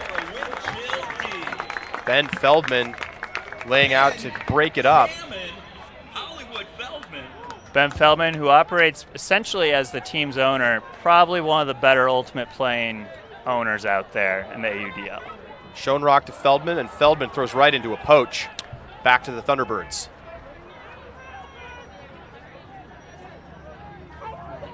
That was Edmonds on the block. And Kenny Fidella just barely chases that one down. You know Sam Van Dusen's looking deep. Huge huck, looking for Mogielski, but it's intercepted by the Winchell. Yep, Drescher, great deep defender. He's always hoping that they huck it to his man.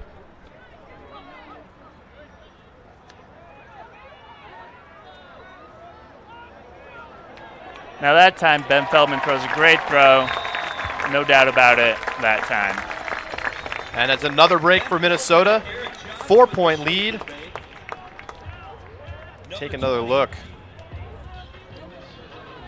Feldman threw the turn earlier in the point, but he sees Eric Johnson, had steps, perfect lead, no problem for EJ as the Winchell start to build a little bit of a lead here. They're up 4 with a minute to go left in the third quarter.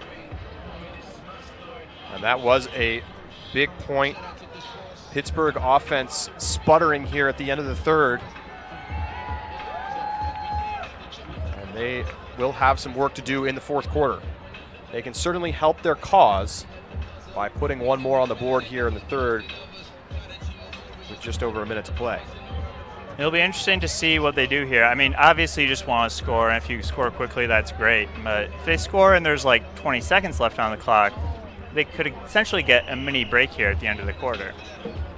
And a whistle on the pull, so must have been an offside. It looks like it's against the wind chill, so I believe we will see Pittsburgh taking it at the midfield mark, and the official game clock is running right now improperly, so they're going to have to reset that clock. Referees confirm. You know, I've always thought the toughest job in the AUDL is being a referee. Not something I would ever want to do. They've gotten better over the years, though, undoubtedly. Still haven't seen a clock reset here. The clock ran down to 48 seconds. Don't forget to tweet. Certainly Furious player of the game. So they're just going to let that time go. Oh, and now they just did, in fact, reset it to 102. So wait for the whistle, and we are back in play. Marmerstein's got the disc. Jimmy Kittleson almost gets the D. Not quite gets back up and sets the mark. Winchell are really close to their men right now. Marmerstein with the hammer. Beautiful throw from Marmerstein to Pat Earls. And that was after an excellent undercut. He had to hold off the defender. And the crowd silent as Pittsburgh gets back within 3. Joe Marmerstein sees how close Winchell are protecting the fore side, sees some space open on the break side. Pat Earls brings it in, no problem. You know, Joe Marmerstein, graduate of Washington University, played for your Case Western, and he's just been one of those guys that comes in for the Thunderbirds. And he's not the flashiest player, but he gets a lot done for this team and basically makes it easier for the flashy players to do their job. Just super solid, doesn't make a lot of mistakes. You need those players on your team. Yeah, especially when you have the flashy players. It becomes important to have some guys that are a little bit more conservative and just know their role. Good low ceiling pull there from Van Dusen. And it's Klein, as usual, starting things off for the wind chill. Immediate huck. It's up and it's tipped and it's knocked away. Burkhart sending it deep to Cousins. Tough chance, though, for Cousins to bring that in. So just over 20 seconds to go here in the third quarter. An opportunity for Pittsburgh to get a break if they can hurry down the field. Right now, they're just working between the handlers. That is not going to do it. They've got 10 seconds. Van Dusen, he can put it deep. Big huck. It's not going to reach the end zone, but there's a little time left. It tips up into the air. The layout won't save it. And that does bring us to the end of the third quarter with the score Minnesota 13, Pittsburgh 10. You know, Pittsburgh got the disc to the guy they wanted to have it that late. Sam Van Dusen wasn't able to put quite far enough into the wind. We're going to take a quick break. When we come back, fourth quarter with Minnesota up 13-10. We'll be right back.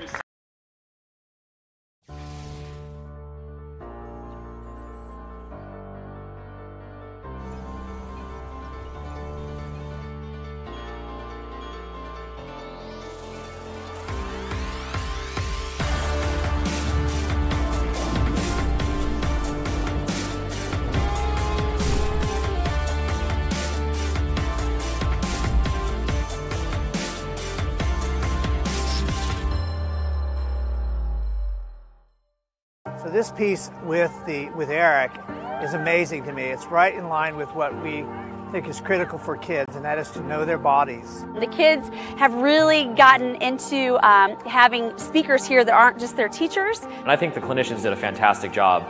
All the kids were engaged, none of them were distracted. They seemed to get into it right away. I just want to reach out to Eric and tell him, thank you for coming and sharing the message that our kids can speak up. Early recognition is critical, and I look forward to doing more things with Eric in the future.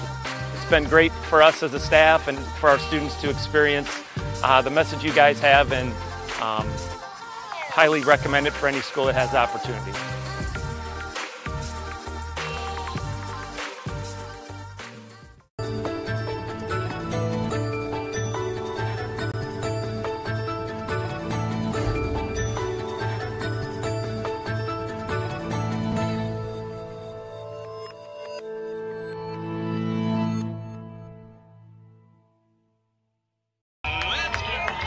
Welcome back to Seafoam Stadium, where Minnesota leads Pittsburgh 13-10 at the conclusion of the third quarter. 12 minutes to go in this one. Nathan, does Pittsburgh have what it takes to make the comeback and earn that home playoff game? I mean, it just depends on the wind chill O-line. If they start playing like they were in the first half, anything is possible. But they're going to need to play well and get a little lucky. Hope that the wind chill offense falls out of sync, and just that's what they're going to need to come away with this one. See Sam Van Dusen there with the disc, getting set to start this fourth quarter on defense. Certainly some pressure on the D-line.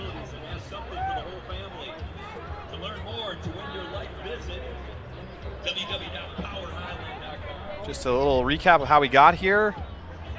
Some early jitters for the Pittsburgh offense. Minnesota took an early lead. They're up 4-1.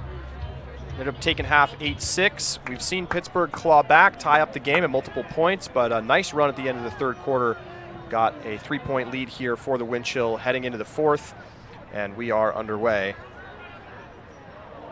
Nice grab there by Josh Klein to save the possession. Huck sends a looking laser. Deep. Yeah, laser is right, and it goes over the head of Greg Cousins. And it will be Pittsburgh with a chance to break to start this fourth quarter. You know, that there's a window there, but it wasn't a huge one, and it was just a little too far for Cousins to bring it in for another goal.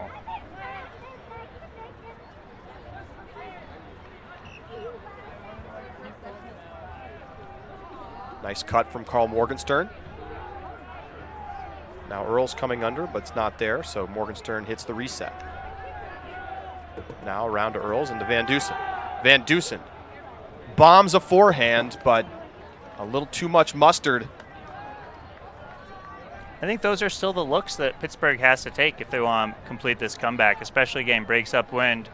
If the disc is in the hands of Sam Van Dusen or Pat Earls, yes, it's a turnover, but there was a guy there, not a bad look.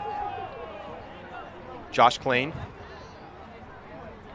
hits Vanutka, now swings around to Burkhart. Little low, might be called down. Yeah, late whistle from the referee, but it is called down, so now a great opportunity for Pittsburgh to get a quick break. And a whistle.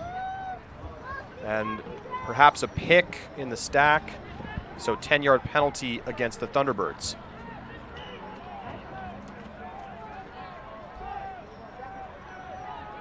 Earls with the disc. Finds Morgenstern easily. Morgenstern hits Van Dusen.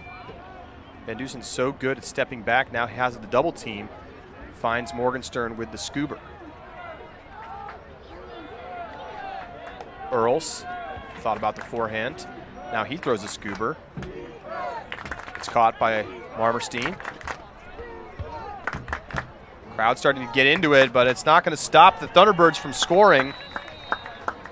And they get into the end zone as Earls gets free, and that's a great start to this fourth quarter as Pittsburgh gets the quick break. Yeah, and Pittsburgh was patient there, you know. As you see, Marmerstein goes and Earls is open in the end zone. It took a lot of throws to get there. Kind of the opposite of what they were looking at earlier for the quick huck, but this time this approach worked. They're within two going downwind with a good break opportunity.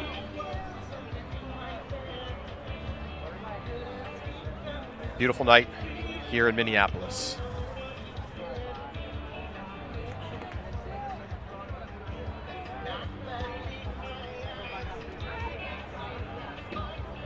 The wind is still rustling down there at field level. Sun still just creeping down below the horizon. Big pull from the Thunderbirds. And these are the kinds of opportunities that they didn't take advantage of in the third quarter when they had the wind chill offense going upwind. Here's Klein. See, Jason Cheetah shifted onto the offense after wind chill were broken. Perhaps looking for a little extra oomph in the backfield. It's double teamed. Gets away no problem. Pittsburgh's doing a great job containing the Minnesota Cutters. Eric Johnson was looking for the huck there to Osgar. Decided not to go for it. Winchell still have the disc. Johnson now with it on the sideline. Up the line to Osgar. It's just somebody that's great at getting open when you really need someone open under. Cheetah. Patience here from the Winchell. Drescher wants it. And Johnson puts it. But it is going to hang up. We've got Pittsburgh defenders coming underneath. It doesn't matter. Great job down there from Drescher as he hauls it in. And it's a 3-point lead yet again for the Winchell.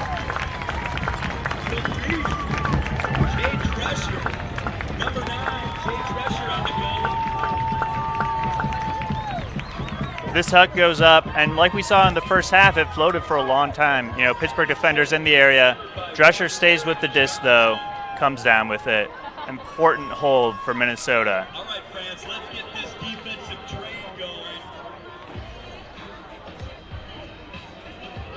So once again, the Winchell offense, after giving up a break, steadies the ship, goes upwind, and now gives their defense a great chance to break back. Yeah, we see a strong D-line out here for Minnesota. We got Brian Schoenrock out there again as the pull comes from Colin Berry. Crowd's starting to get a little more into it now in the fourth quarter. It takes a while for them to get warmed up. You know, it's a long game. It is a long game.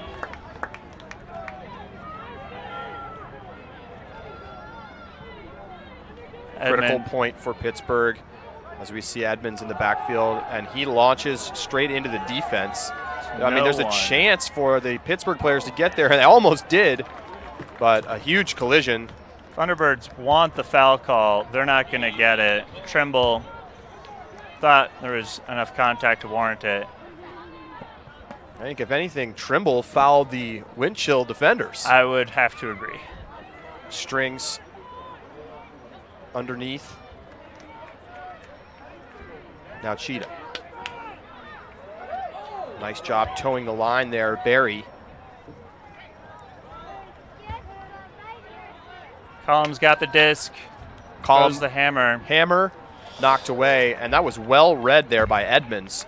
As he recognized the danger of the hammer and got into that space. Yeah, I don't think that hammer went as far as Danny Collin wanted it to. Big backhand. Not quite to the end zone, but it's run down by Mast. And now they'll have numbers. Good job by Minnesota to cover it up and not allow the easy, quick goal. Edmonds inside, and a layout score. And that's a big one for Pittsburgh. Nice job by Sam Van Dusen to haul that pretty speedy inside flick in. Minnesota goes up. It's a bit of a bullet, as you see a swing first from Edmonds. And it's trailing away from Van Dusen. That is not an easy grab. Two-hand claw catch, brings it in. Nice catch, Sam Van Dusen. 7:06 to go here in the game. Crowd getting fired up. You know, it has been a quiet crowd tonight, even when the Winchell's been doing well. It's been a quiet crowd, and I think like the crowd should get loud on the defensive points, right? Not the offensive points. Am I wrong about that? You're not wrong. You're not wrong.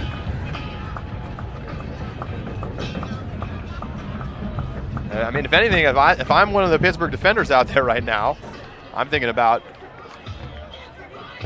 how I can get pumped up with it. It sounds like the crowd's behind us. Yeah, yeah. And we've seen a couple upwind holds back and forth. We'll see if the wind chill keep it up. Pull from Reppermunt.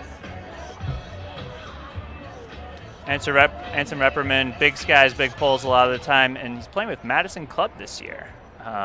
So it's a interesting move for Repperman and Mag Club.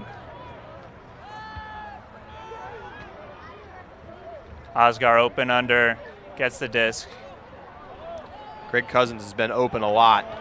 Now he puts up a backhand into traffic, but a great job by Josh Klain to adjust and haul it in.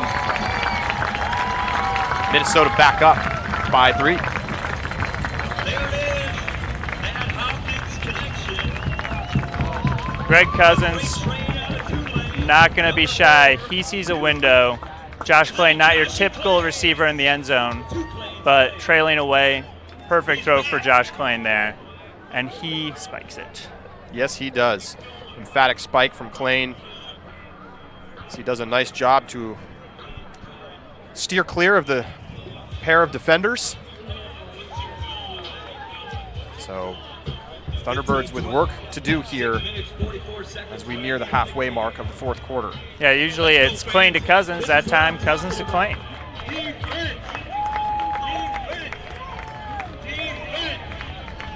Drescher set to pull and puts up a big blading inside out. Hangs in the air for a long time. Danny Collum hustles all the way down. That was the C-minus, fans.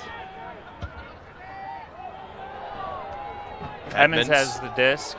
Back to whistle. Now it goes to the far side for Mogielski. Even though Van Dusen is a big guy, Jay Drescher was giving him some deep space there. A huge layout. And then no mark, but a tough throw and a great catch on the other end by Mast to save possession for Pittsburgh. Now backhand to the end zone, big layout, and it's enough to throw the offensive player off rhythm. Ethan Beardsley misreads it at that point. Great job by Schoenrock to put some pressure on that throw. That should have been an easy goal. Yeah, it should have been an easy goal. He didn't touch the disc, but he applied the pressure that made it a turnover. Nice job, Strings. Cheetah finds finds Eric Johnson. Great throw by Jason Cheetah. Johnson looking to the end zone, perfectly weighted pass, and Minnesota hauls it in for the break and the 4-point lead. Charlie McCutcheon brings it in there. That's a big break for this Minnesota team. Now they're up for first downwind break we've seen in a while. Eric Johnson got open deep, just looking for his teammates, asking him to catch up. McCutcheon followed the throw, got the easy goal. Charlie McCutcheon was actually the MLU Finals MVP in 2016. Fun fact. Yeah, joined Minnesota this year, played for Grey Duck, grad school transfer. And, you know, he's just one of those guys that's going to play some frustrating defense, make life just a little bit tougher for the opposing team. Great defender. A lot of buzz about his move to Minnesota and playing for Grey Duck. I remember hearing a lot from the Philadelphia players that played with him about his ability to go out there and play some shutdown defense, and that's exactly what he did in college. I mean, it goes without saying this is an important point for Pittsburgh. If they don't get a hold here, it's tough to see them making a game of this one. Morgenstern, I believe, with a nice catch there. Yes. And he centers it back to Slevin. Slevin dishes to Fordella. Morgenstern unmarked. Catches the reset. Earls.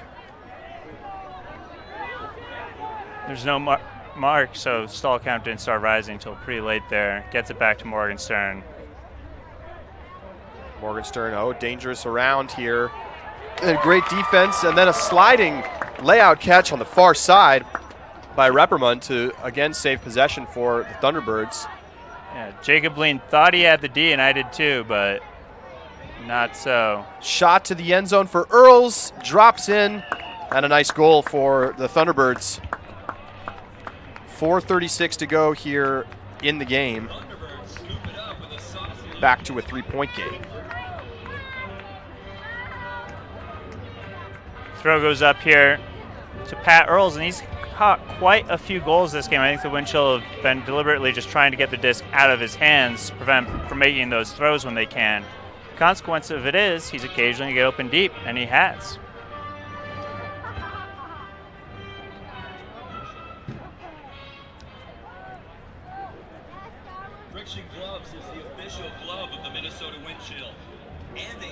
So crunch time now for the Thunderbirds.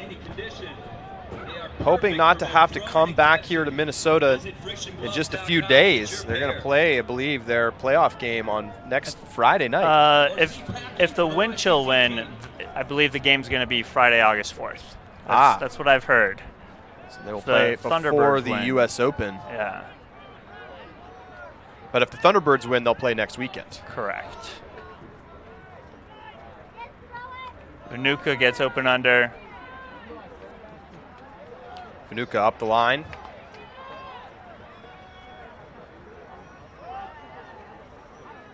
Now swung to Klein. Good yardage gain on that far side for Osgar. Klein working in the backfield. Hammer. Caught for the score. And a nice job there by Denacor. Two Kleins with a soft little hammer. Josh Klein, great handler, been such a difference maker for this team this year. Gets the disc, looking for the hammer, finds Caleb Denacor. Small window, but no problem for the wind chill. You know, Josh Klein has over 60 assists this year. It's a franchise record for Minnesota. They've never had anybody with 50 plus before. In 2015, 2016, they didn't have anyone with 30 or more assists. Wow. So it's been a big change in style. He's been a huge contributor for this wind chill offense in 2017. The previous single season record holder for wind chill assists, Kevin Sealer, who plays club with Chad Larson experience. Let's go, Chill. Let's hear it, fans. Tad Whistle catching the pull for the Pittsburgh. Edmonds underneath.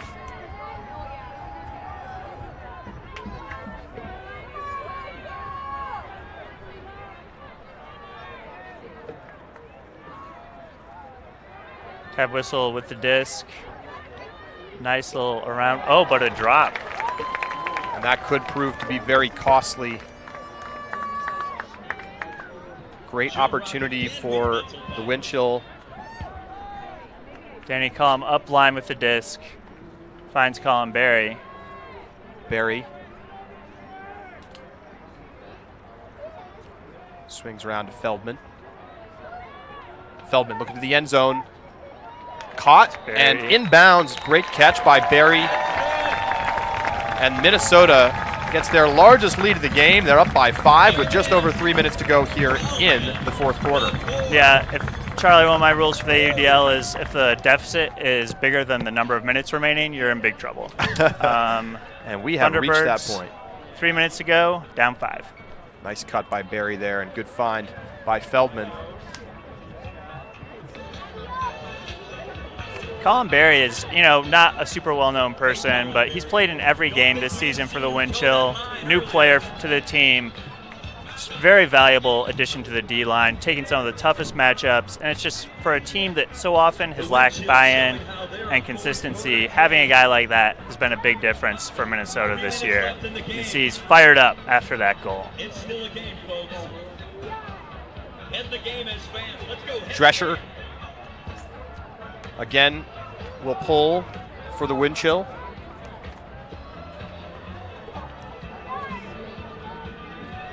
It's a good one. It's going to float down into the end zone.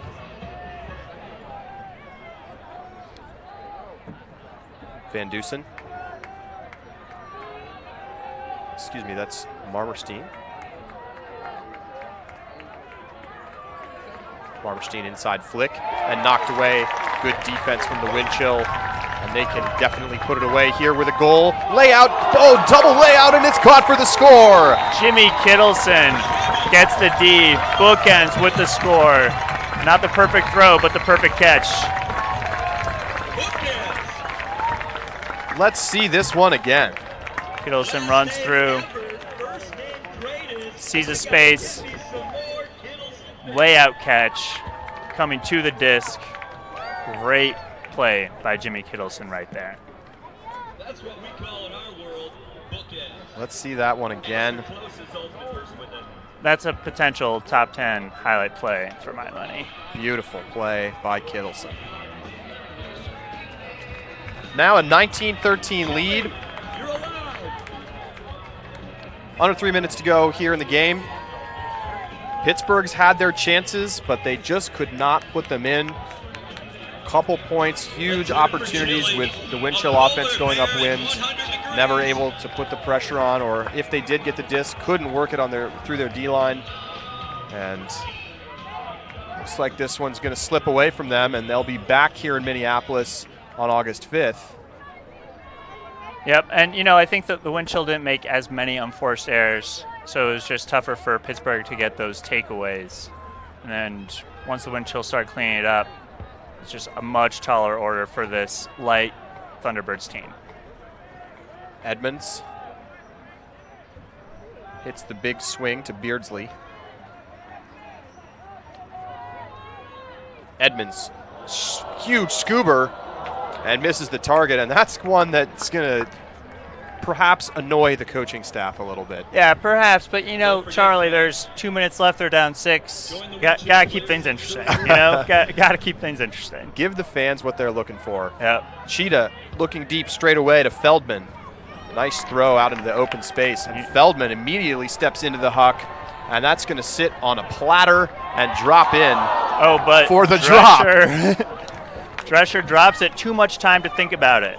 He spent some time admiring that throw and did not bring it down. He just didn't want Ben Feldman to get that assist, I guess. Yeah, maybe they got a bet on it or something. Over under at the beginning of the season. 1 minute, 30 seconds. 90 seconds to go in the game.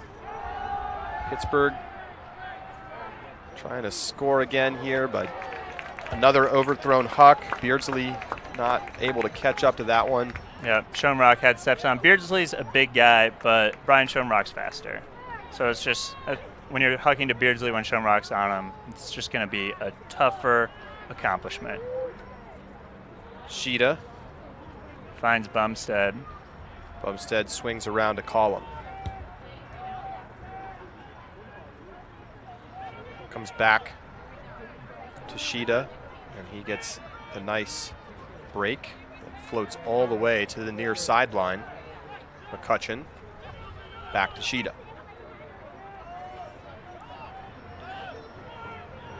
Again out into the space. Using the width of the field well, or the wind chill. Barry. Thought about the huck, looked it off. Instead takes the easy under. Gets it right back. And burning off clock here. Yep, 15 seconds. Just not a lot of urgency, as you might expect. And the wind chill crowd starting to get excited as time gets set to expire. And one more pass, and that will do it. Final score here in the final home game of the regular season. Wind chill 19, Thunderbirds 13. And an excited Colin Berry. He played great. Wasn't the prettiest win, but the wind chill get the W by 6 points. They'll take it. They're going to host a playoff game for the first time in franchise history. Nice crowd starting to file out of the stadium here after the wind chill win. Teams high fives, and it'd be easy to look at this game and think, hey, I think the wind chill strong favorites to win again in the first round of the playoffs, but I think we're going to see a little bit of a more potent roster from the Thunderbirds in the next round. That's true, and the wind chill looked vulnerable at times in this game. It's not like they cleaned the Thunderbirds' clock. They looked sloppy at times. So I think that the Thunderbirds have some reasons for optimism. If they come back with full roster, should be a great game. Absolutely. Well, that will do it for our coverage here from Seafoam Stadium in Minneapolis, Minnesota. I'd like to thank everybody for tuning in. For Nathan Jessen, Aiden Shapiro-Layden, and the entire Ultiworld crew, this was a production of the AUDL Extra. Thanks for being with us. Final score here in Minneapolis, Minnesota 19, Pittsburgh 13. For all of us, I'm Charlie Eisenhood signing off. We'll see you in the playoffs.